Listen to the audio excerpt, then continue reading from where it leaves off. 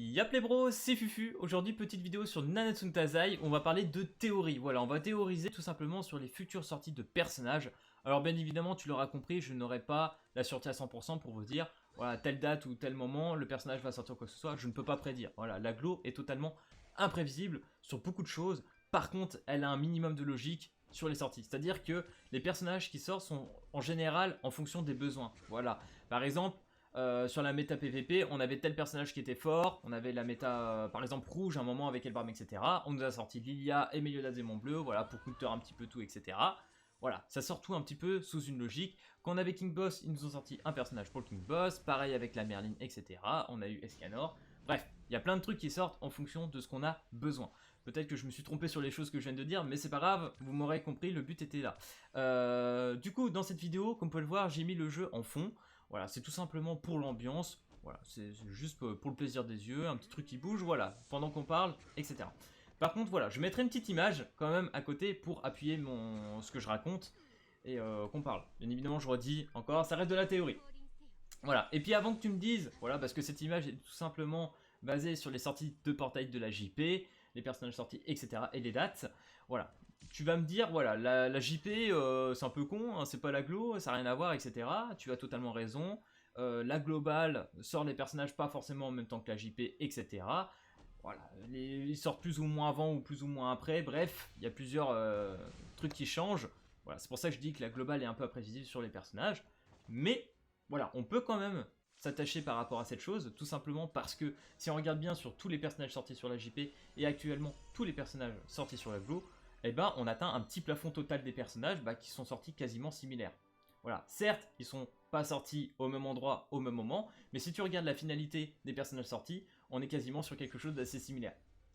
Du coup, qu'est-ce qu'on a eu ces derniers temps sur la Glo? Eh ben, bien évidemment, on a la sortie des débuts des conshop, voilà, dans le genre, donc Estarossa. Donc là, on a eu Estarossa rouge accompagné du conshop le Estarossa vert. Cette semaine, mardi 11, on a eu Monspit, voilà, le Monspit rouge accompagné du Monspit conshop. Donc là, vous l'aurez compris, ils vont nous sortir les personnages conshop en fonction avec les personnages vraiment de base. Donc c'est pour ça que semaine prochaine, qui devrait être le 18, on devrait avoir, je pense, pour moi, Gloxinia. Voilà, si on suit cette logique dans laquelle ils sont partis, Gloxinia vert accompagné de Gloxinia rouge. À savoir, voilà, comme je le dis, Gloxinia rouge ou même tous les autres conshop actuellement, c'est quand même vachement axé PVP, donc pour ceux que ça intéresse, pourquoi pas. Personnellement, voilà, je vous avoue, le Monspit, même si j'ai vu par rapport au sondage ou quoi que ce soit qu'il a été moins intéressé par beaucoup de gens, voilà, le vert pour moi restera quelque chose vraiment de cool et j'ai très envie de le prendre, donc j'attends vraiment sa sortie en code shop pour l'avoir, tout simplement. Donc voilà, semaine prochaine, comme je dis, je vois Gloxinia. Et si on regarde par rapport, voilà, aux sorties Jap, etc., on voit qu'Estarossa est sorti après Bélion. Voilà, Bélion sur la JP était sorti avant. Donc là actuellement on a l'event avec le Chimera, je crois que ça s'appelle comme ça, donc il se termine le 18, donc voilà, peut-être Glox, et semaine d'après je me dis pourquoi pas l'event film avec Bélion et les events qui va avec, etc. Voilà, ça permettra de nous occuper peut-être pendant 2 semaines, etc. Et d'avoir la semaine après Bélion, parce que Bélion restera un personnage axé encore un peu PVP, bon il y aura peut-être un petit côté PVE, hein, pourquoi pas, il est pas trop mal, c'est un perso sympa mais sans plus, voilà, je pense pas que ça va être un personnage que vous allez encore avoir vraiment besoin de pool, pour être honnête. Après, pour les gens qui kiffent Bélion, le film, etc., pourquoi pas. Mais en tout cas, voilà, on aura de quoi un petit peu s'occuper avec Bélion, pour moi. Et la semaine après Bélion, voilà, après son event, etc., je pense qu'on devrait avoir Derrière. Voilà. Parce que si on regarde bien, Estarossa est sorti un mois avant Derrière sur la JP. C'est pour ça que là, dès qu'on a eu Estarossa, et par rapport au moment où on en est avec la story, etc., et ben on se dit que peut-être dans un mois on devrait avoir Derrière. Voilà, tout le monde en parle. Par contre, voilà, on en parle comme ça, mais après, il n'y a encore aucune certitude qui dit que pourquoi Derrière maintenant, hein. Mais quelque chose me fait penser que là actuellement on a le retour du boss de guild, voilà, je me rappelle plus comment il s'appelle, la sorte d'araignée.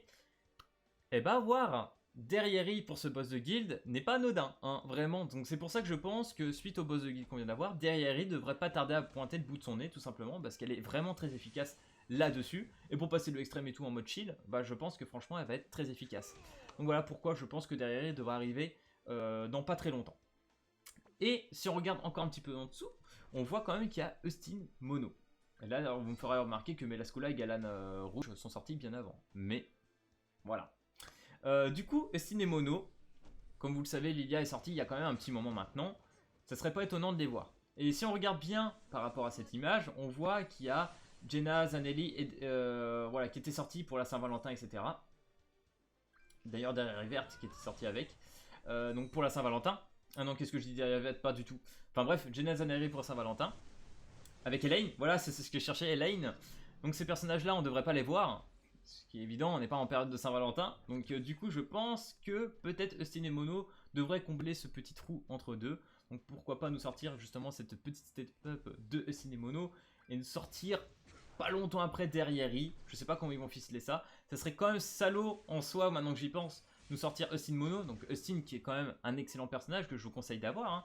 Et si vous avez toujours pas Lilia, bah faudra essayer de les choper malgré tout dans ces portails là. Je les rappelle parce que ça reste des portails step-up et que vous pourrez avoir les persos garantis à la fin. Donc voilà, Estin sera un personnage vraiment important à voir. Ça serait un petit peu salaud s'ils nous sortent quand même derrière I par la suite. Juste après. S'ils nous laissent peut-être une petite semaine d'écart entre deux comme ils font d'habitude, ça serait déjà pas trop mal. Enfin bref, voilà, ça serait à peu près mon avis sur les sorties de personnages. Comme je vous le dis depuis le début de cette vidéo, c'est de la théorie, on imagine. Personnellement, je serais content que ça soit un petit peu dans ce genre-là. Donc voilà, essayez d'économiser un petit plafond de gemmes quand même avant tout ça, parce que ça risque d'être quand même assez chaud et les personnages vont être très sympas. Vraiment, derrière I, c'est pas un personnage que vous pouvez vraiment vous permettre de skip.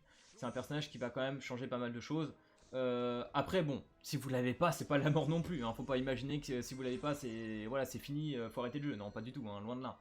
Mais voilà, ça est un personnage qui va vous aider grandement pour la suite. Par contre, voilà, j'ai envie de venir à une chose à cette fin de vidéo. Voilà, je vais en parler pour compléter peut-être un petit peu, mais un peu de ça. C'est par rapport au plafond de gemmes.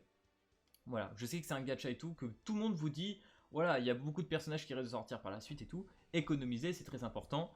Ce n'est pas faux. Il faut économiser des gemmes, etc. C'est bien.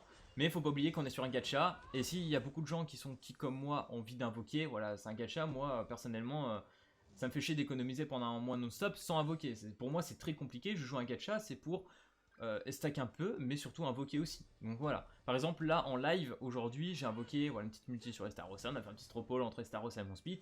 Vous avez choisi Estarossa. Voilà, on a fait une petite multi-plaisir sur Estarossa. D'ailleurs, j'ai eu un SSR. RIP, c'était Gil Thunder, mais c'est pas grave. Du coup, moi, ce que je fais, honnêtement, je me mets un petit plafond. Voilà, ce que je vous dis comme conseil, voilà, moi, je me mets par exemple un plafond de 200 gemmes. C'est peut-être pas énorme, ouais, voilà, je me mets un petit 200. Voilà, si j'ai envie d'acheter des petits skins à côté pour augmenter encore un peu plus SCC ou quoi que ce soit, j'aime bien avoir ce petit plafond et je me dis que s'il y a un gros portail qui sort, je pourrais me permettre de mettre, voilà, quelques gemmes. Et voilà, et tout ce qui sera au-dessus de ces 200 gemmes, bah, je poule un petit peu par-ci par-là. Voilà, toutes les semaines. Voilà, je me mets une petite multi là, voilà, une petite récompense parce que je ferme dans la semaine bien et du coup j'arrive à faire 2-3 multi en plus. Donc du coup, bah, je mets un petit peu par-ci par-là. Voilà. N'essayez pas vraiment de stacker comme des porcs parce que vous risquez peut-être même déçu. Imaginons derrière il sort, vous avez 400-500 gemmes et ironie du sort, vous ne la droppez pas. Et bah ça va vous faire vraiment chier. Vous avez économisé pendant quelques mois et vous dites putain de merde, je ne chope pas le personnage, fuck le jeu, j'arrête le jeu. C'est arrivé. Par exemple pour Escanor, je reconnais que beaucoup de gens ont fait ça. Ils ont stacké comme des porcs, ils ont invoqué sur Escanor et ne l'ont pas eu. Et beaucoup ont arrêté à cause de ça, et je peux le comprendre. Donc c'est pour ça que je vous dis, on est quand même sur un gacha, on est là pour se faire plaisir. Donc il y a du contenu et tout. Voilà, faites-vous plaisir. Si vous avez envie d'invoquer un petit peu, merde quoi, voilà. C'est pas grave. Du coup voilà, je vais arrêter cette vidéo là, sinon ça va partir en steak trop longtemps. C'est pas le but. Bref, c'était les petites théories. Je sais pas si ça va se passer comme ça, mais en tout cas, on est, d'après la JP et au moment où on en est sur la glo, on ne devrait pas être trop loin de ça et d'avoir du lourd, tout simplement. Bref, si cette vidéo t'a plu, n'hésite pas à lâcher le petit pouce bleu et à t'abonner. Et puis moi je te dis à plus à la prochaine vidéo. Allez, peace tout le monde!